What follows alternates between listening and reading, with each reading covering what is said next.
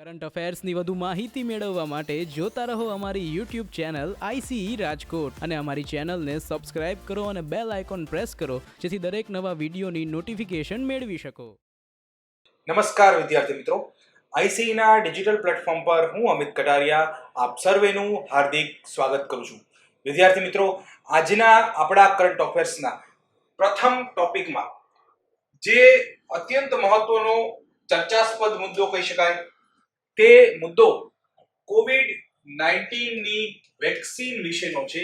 COVID-19 ની રસી વિશેનો છે, જે રશિયા દ્વારા ડેવલપ કરવામાં આવેલી છે. રશિયા દ્વારા કોવિડ-19 ની જે વેક્સિન ડેવલપ કરવામાં આવી છે તે આપ સર્વે જાણો છો કે ખૂબ જ ચર્ચાસ્પદ છે. એ પણ ખાસ ધ્યાન રહે કે રશિયાના પ્રેસિડેન્ટ વ્લાદિમીર પુટિન દ્વારા એવો ક્લેમ કરાયો છે, એવો દાવો કરાયો છે કે રશિયાએ કોવિડ-19 ની રસી શોધી લીધી છે. હાલમાં એમને એક વર્ચ્યુઅલ સમારંભનું આયોજન કરેલું હતું, જેમાં રશિયાના હેલ્થ મિનિસ્ટર દ્વારા આ રસી જે છે તે લોન્ચ કરવામાં આવેલી છે. એ રસી જે રશિયા દ્વારા હાલમાં લોન્ચ કરવામાં આવેલી છે તે રસીનું નામ સ્પુતનિક 5 છે. જ્યાં સ્પુતનિક 5 ધ્યાન રહે વિદ્યાર્થી મિત્રો, એક સમય એવો હતો કે જ્યારે બીજા વિશ્વયુદ્ધ બાદ આપ જાણો છો કે બીજું વિશ્વયુદ્ધ જે છે એ ઈસવીસન 1939 થી લઈ 1945 દરમિયાન લડાયેલું હતું. આ વિશ્વયુદ્ધ બાદ સમગ્ર વિશ્વ બે ધ્રુવોમાં વહેંચાઈ ગયેલું હતું. બાયપોલાર વર્લ્ડની રચના થયેલી હતી. એમાંથી એક ધ્રુવ જે છે એ યુએસએસઆર એટલે કે United socialist Soviet Republic of Russia, બીજો જે ધ્રુવ હતો તે યુનાઇટેડ સ્ટેટ્સ ઓફ અમેરિકા. વિશ્વના જેટલા સામ્યવાદી દેશો હતા તે યુએસએસઆર ના પક્ષમાં હતા. વિશ્વના જેટલા મૂડીવાદી દેશો હતા તે યુએસએ ના પક્ષમાં હતા.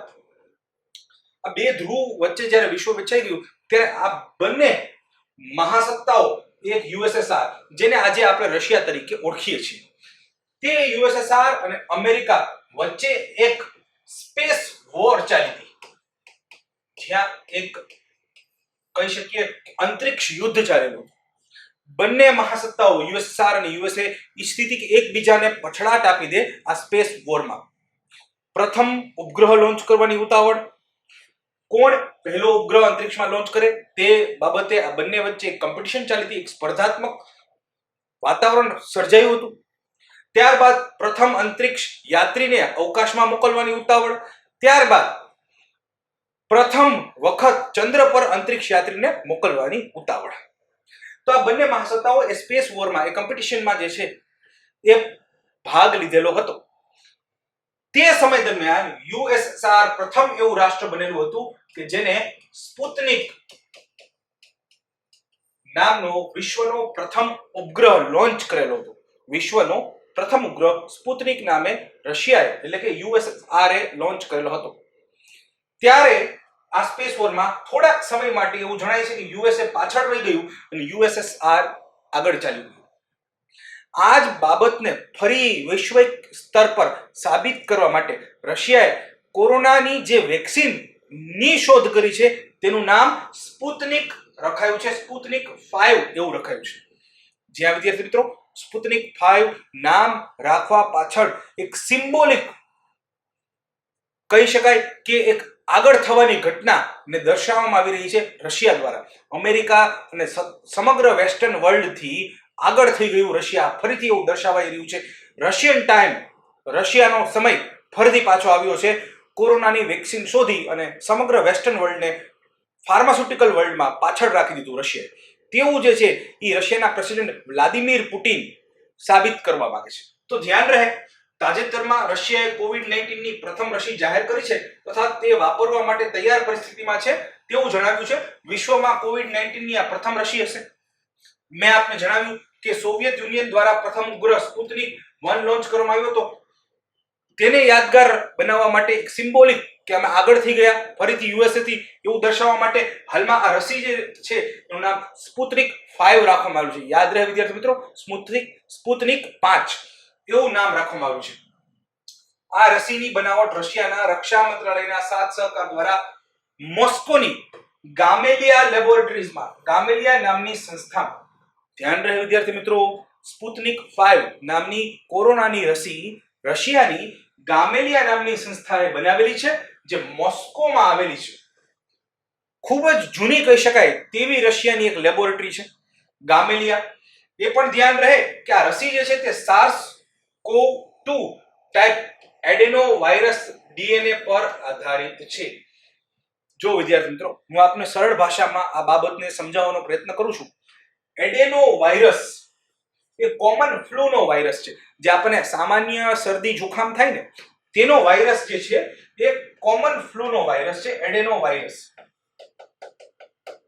આ કોમન ફ્લૂના વાયરસ ઉપર કોવિડ-19 ના સ્પેસિફિક પ્રોટીન ને મૂકવામાં આવેલો છે રશિયાની ગામેલિયા લેબોરેટરીઝ દ્વારા. એટલે ખાસ ધ્યાન રહે, SARS-CoV-2 ટાઈપ એડેનો વાયરસના ડીએનએ પર આધારિત છે. એડેનો વાયરસ કોમન ફ્લૂ નો વાયરસ છે, તેના પર કોવિડ-19 ના પ્રોટીન મૂકવામાં આવેલા છે. જ્યારે આ સ્પેસિફિક પ્રોટીન વાળો વાયરસ શરીરમાં દાખલ કરવામાં આવશે, એડેનો વાયરસ હશે પરંતુ એના ઉપર કોવિડ-19 ના પ્રોટીનને ગોઠવવામાં આવેલા છે. જ્યારે એ શરીરમાં વેક્સિનના સ્વરૂપે દાખલ કરવામાં આવશે ત્યારે શરીરને એવું જ જણાશે કે જાણે કોવિડ-19 નો વાયરસ આવેલો છે. પરંતુ આ વાયરસ જે શરીરમાં દાખલ કરાયો છે તે નિષ્ક્રિય સ્વરૂપમાં હશે. એટલે સ્વાભાવિક રીતે શરીરને એનાથી નુકસાન નહીં થાય, પરંતુ શરીર એક વખત ઓળખી લેશે કે અચ્છા આ કોરોનાનો વાયરસ છે અને તેની એન્ટીબોડી બનાવવાનું ચાલુ કરી દેશે. નિષ્ક્રિય સ્વરૂપમાં જે દાખલ કરેલો વાયરસ નુકસાન નથી કરવાનો, તેના જેવો જ લાગશે જાણે કે કોરોનાનો વાયરસ છે, કારણ કે એડેનો વાયરસ પર કોરોનાના પ્રોટીન જે છે મૂકેલા છે. તો ખાસ ધ્યાન રહે વિદ્યાર્થી મિત્રો, એક વખત બોડી જે છે આ રસીના સ્વરૂપમાં આવેલા એડેનો વાયરસને કોરોના વાયરસ ગણી અને એના વિરુદ્ધ એન્ટીબોડી બનાવી લેશે, ત્યારબાદ તમારું રોગ પ્રતિકારક તંત્ર સજ્જ છે ફરીથી લડવા માટે. જ્યારે ખરેખર કોરોના વાયરસ તમારામાં પ્રસરે ત્યારે લડવા માટે એકદમ સજ્જ હશે. એ પણ ધ્યાન રહે કે આ જે નવી રસી રશિયા દ્વારા સ્પુતનિક 5 નામની બનાવવામાં આવી છે તે 2 વર્ષ માટે કાર્યરત રહેશે. મતલબ કે આ જે રસી આપી પછી ગેરંટી કહી શકાય કે 2 વર્ષ સુધી મને કોરોના થશે નહીં, એવું રશિયાનો દાવો છે. ધ્યાન રહે વિદ્યાર્થી મિત્રો, એવો રશિયાનો દાવો છે કે 2 વર્ષ સુધી નહીં થાય. રસીના 2 શોટ લેવા પડશે, એ પણ ખાસ ધ્યાન રહે. રશિયાના અધિકારીઓએ જણાવ્યું છે કે સપ્ટેમ્બર મહિનામાં રસીનું મોટા પ્રમાણનું ઉત્પાદન શરૂ થશે તથા સામૂહિક રસીકરણ કોમ્યુનિટી વેક્સિનેશન કાર્યક્રમ ઓક્ટોબરમાં શરૂ થઈ જશે. ખાસ ધ્યાન રહે વિદ્યાર્થી મિત્રો, આ રસી રશિયાએ બનાવી લીધી છે. લગભગ જૂનમાં તેનું નિર્માણ કાર્ય, તેનું R&D રશિયાએ શરૂ કરેલું હતું અને ખૂબ જ આશ્ચર્યજનક રીતે ઓગસ્ટમાં રસી શોધી લીધી તેવો રશિયાએ દાવો કરેલો છે. અને ઘણી બધી western government including USA, UK વગેરેની સરકારોએ રશિયાના આ દવા પર શંકા વ્યક્ત કરી છે. જ્યાં એમનું કહેવું છે કે વેક્સિન આટલી ઝડપથી શોધી શકાય નહીં.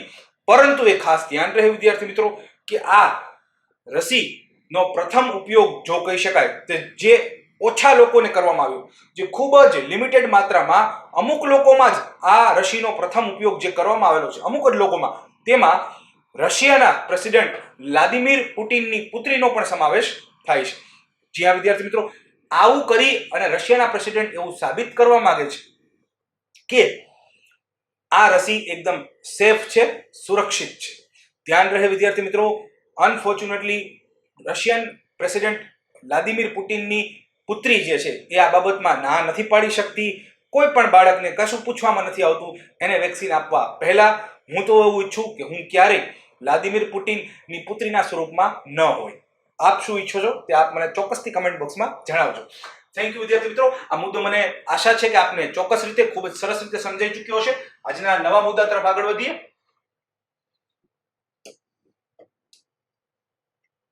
જે આજનો બીજો મુદ્દો છે તે કૃષિ મેઘ પર આધારિત છે. એક રીતે સમજો તો આ મેઘ જે છે ને તે ક્લાઉડ કોમ્પ્યુટિંગ હોય ને તેવું દર્શાવે છે. Cloud computing. જ્યાં પેલા આપણે જોઈ લઈએ કે કૃષિ મેઘ જે છે એ કોના દ્વારા બહાર પાડવામાં આવ્યું, શા કારણે બહાર પાડવામાં આવ્યું, ત્યારબાદ એના વિશે વિસ્તૃતમાં ચર્ચા કરી.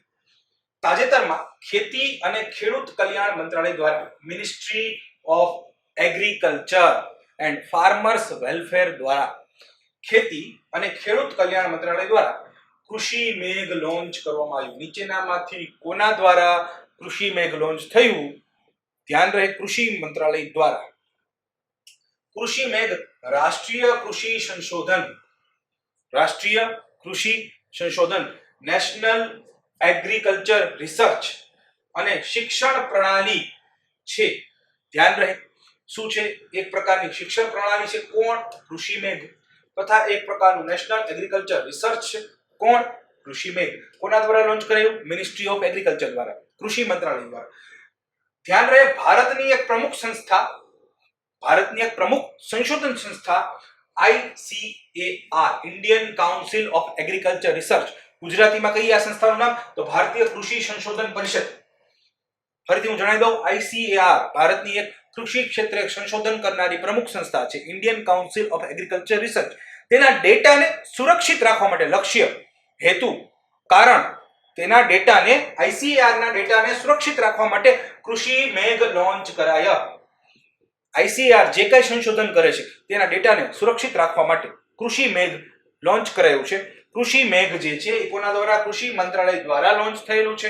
એ સાથે ધ્યાન રહે કે તેની સ્થાપના national agriculture higher education project હેઠળ કરવામાં આવી છે. આ પ્રોજેક્ટનું ફંડિંગ સરકાર તથા વર્લ્ડ બેંક બંને દ્વારા કરવામાં આવશે.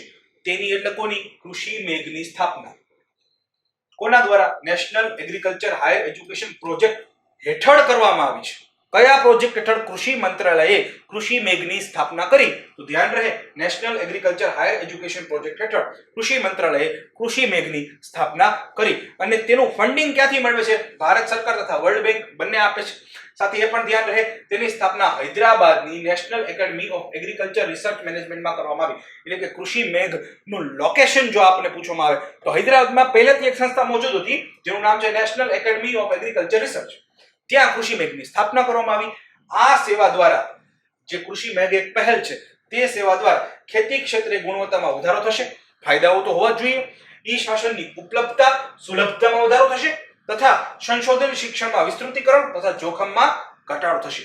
ધ્યાન રહે વિદ્યાર્થી મિત્રો, આપની સમજવાની સરળતા માટે એક વખત જણાવી દઉં છું ફરીને કે ICAR જે કંઈ સંશોધન કરશે તે કૃષિ મેઘમાં સચવાશે, જેથી કૃષિ મેઘના ડેટાને સુરક્ષિત રાખી શકાય.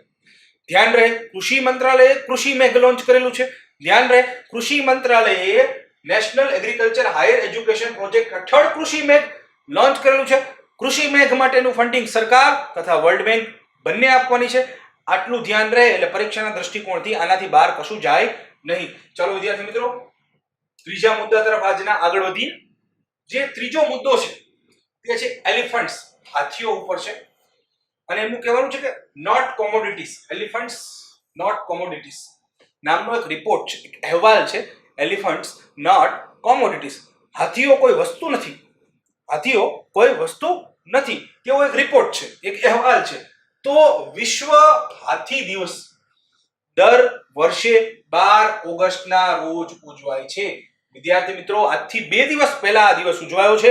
પરીક્ષાના દ્રષ્ટિકોણથી, કરંટ અફેરના દ્રષ્ટિકોણથી અત્યંત ઉપયોગી. વિશ્વ હાથી દિવસ દર વર્ષે 12 ઓગસ્ટના રોજ ઉજવાય છે. તે દિવસે ઇન્ટરનેશનલ એનિમલ વેલફેર ઓર્ગેનાઇઝેશન એક વર્લ્ડ એનિમલ પ્રોટેક્શન દ્વારા એલિફન્ટ્સ નોટ કોમોડિટીઝ નામનો રિપોર્ટ જાહેર કરવામાં આવ્યો. ધ્યાન રહે વિદ્યાર્થી મિત્રો, એલિફન્ટ્સ નોટ કોમોડિટીઝ નામનો રિપોર્ટ નીચેનામાંથી કોને લોન્ચ કર્યો? ઇન્ટરનેશનલ એનિમલ વેલફેર ઓર્ગેનાઇઝેશન તથા વર્લ્ડ એનિમલ પ્રોટેક્શન દ્વારા.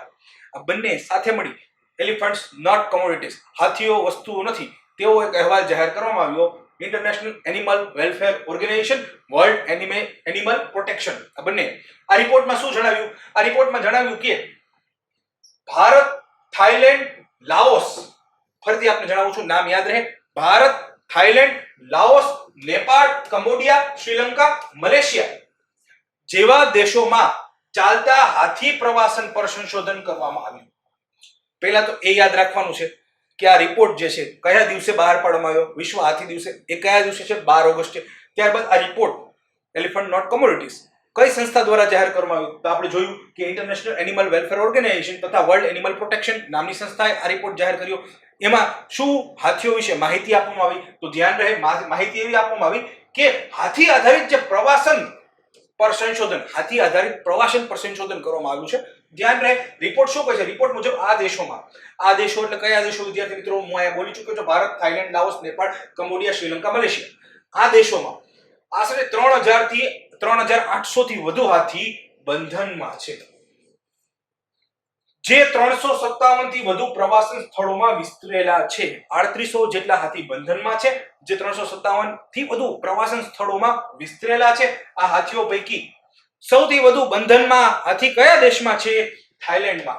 75% હાથી, આ જે 3800 છે ને તેના 75% હાથી ખાલી થાઈલેન્ડમાં બંધન અવસ્થામાં છે, જેમની પાસે પ્રવાસન ટુરિઝમ ક્ષેત્રે કામ કરાવાય છે. આપણે જોયું છે સફારી વિવિધ પ્રકારની કે જેમાં હાથીઓ ઉપર બેસાડીને જંગલ દર્શન કરાવાય, એ પ્રકારનું કાર્ય. ધ્યાન રહે, એશિયામાં પ્રવાસન ક્ષેત્રે વપરાતા હાથીઓની સંખ્યામાં ભારતનો ક્રમ બીજો છે.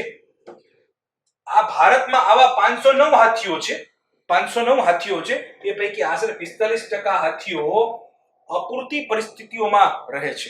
મતલબ એમના જમવાની, એમના રહેન સહેનની પૂરતી વ્યવસ્થા થતી નથી, તેવું આ રિપોર્ટમાં જણાવેલું છે. વિદ્યાર્થી મિત્રો ધ્યાન રહે, વિદ્યાર્થી મિત્રો જે ચોથો અને નવમો મુદ્દો છે તે પણ પરીક્ષાના દ્રષ્ટિકોણથી અત્યંત મહત્વનો સાબિત થશે. એ મુદ્દો છે ભારતમાં આદિજાતિ સ્વતંત્રતા સેનાના મ્યુઝિયમ. જો વિદ્યાર્થી મિત્રો, જ્યારે ભારતમાં બ્રિટિશ રાજ હતું ત્યારે ભારતમાં ઘણી એવી ટ્રાઇબલ કોમ્યુનિટીઝ હતી, ઘણી એવી આદિ જનજાતિઓ હતી જેને મોટી માત્રામાં બ્રિટિશ રાજનો વિરોધ કરેલો છે. ખૂબ મોટી માત્રામાં બ્રિટિશ રાજનો આ આદિ જનજાતિઓ વિરોધ કર્યો છે. તે વિરોધને, તે બળવાખોર સુરને દર્શાવવા માટે, ભારતની સ્વતંત્રતામાં એમનો જે ફાળો છે તેને બિરદાવવા માટે દરેક આવી આદિ જનજાતિઓ માટે સમગ્ર ભારતમાં મ્યુઝિયમ બનાવવાની વાત જે છે એ હાલમાં થઈ રહી છે. ફરીથી હું આપને જણાવી દઉં છું, બ્રિટિશરો વિરુદ્ધ જે આદિ જનજાતિઓ ભારતમાં લડી, તેની સિદ્ધિઓને બિરદાવવા માટે ભારત સરકાર વિવિધ રાજ્યોમાં મ્યુઝિયમ બનાવવાની છે. તો એ મ્યુઝિયમ વિશે થોડીક માહિતી મેળવીએ. કયા મંત્રાલય દ્વારા? આદિજાતિ મંત્રાલય દ્વારા. સ્વાભાવિક છે, મિનિસ્ટ્રી ઓફ ટ્રાઇબલ અફેર દ્વારા, આદિજાતિ મંત્રાલય દ્વારા જણાવવામાં આવ્યું કે આદિજાતિ સ્વતંત્રતા સેનાનીઓને, આદિજાતિમાંથી જે સ્વતંત્રતા સેનાનીઓ આવે છે તેમને સમર્પિત એવા 9 મ્યુઝિયમની સ્થાપના સમગ્ર ભારત દેશમાં થશે. ડેડલાઇન 2022 સુધીમાં કરવામાં આવશે. 2022 સુધીમાં સમગ્ર ભારતમાં 9 મ્યુઝિયમની સ્થાપના કરવામાં આવશે. આદિ જનજાતિના લોકોએ અંગ્રેજો સામે જે લડત આપી છે તેની સિદ્ધિઓને બિરદાવવા માટે. એ પણ ધ્યાન રહે, બ્રિટિશ શાસન દરમિયાન જે રાજ્યોમાં રહેતા આદિજાતિ સમુદાયે બ્રિટિશરોનો વિરોધ કરેલો હોય તેવા રાજ્યોમાં આ મ્યુઝિયમ સ્થાપવામાં આવશે. મ્યુઝિયમની વિશેષતા શું હશે? આ મ્યુઝિયમમાં ઓગમેન્ટેડ રિયાલિટી, 4D તથા 7D હોલોગ્રાફિક પ્રોજેક્શન નો પણ સમાવેશ થશે. આ 9 મ્યુઝિયમમાં પરીક્ષાના દ્રષ્ટિકોણથી અત્યંત ઉપયોગી ગુજરાતમાં રાજપીપળામાં પણ મ્યુઝિયમ સ્થપાશે. ગુજરાતમાં નીચેનામાંથી કયા સ્થળોએ આદિ જનજાતિએ બ્રિટિશરોનો વિરોધ કર્યો તે બાબતને બિરદાવવા માટે મ્યુઝિયમની સ્થાપના થશે? ગુજરાતના રાજપીપળામાં મ્યુઝિયમની સ્થાપના થવાની છે. સૌથી વધુ આ 9 મ્યુઝિયમમાં આપણા માટે કયું ઉપયોગી? ગુજરાતનું રાજપીપળા. ધ્યાન રહે વિદ્યાર્થી મિત્રો, એકદમથી ભૂલાય નહીં.